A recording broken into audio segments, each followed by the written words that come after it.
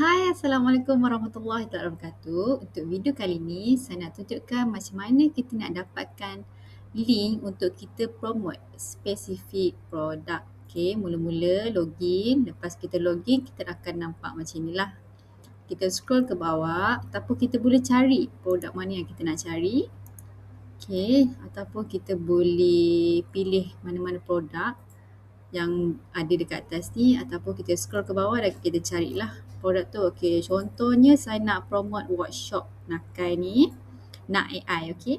Workshop Nak AI ni dekat sini ada dua button tau. Okey, nampak ada dua ikon ni.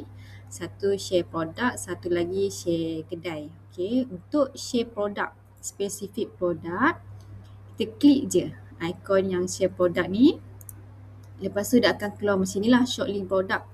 Lepas tu kita boleh salin, kita copy lah ataupun kita boleh kongsi, yang ni dia akan buka lagi satu channel. Okay, kalau kita nak copy, kita boleh klik je copy kat sini.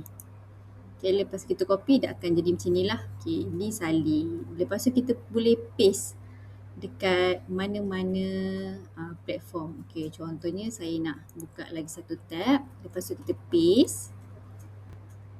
Okey, bila dah paste, dia akan keluar spesifik produk macam ni. So, kita boleh, kita punya customer tu boleh terus pilih lah nak yang mana kalau ada variant.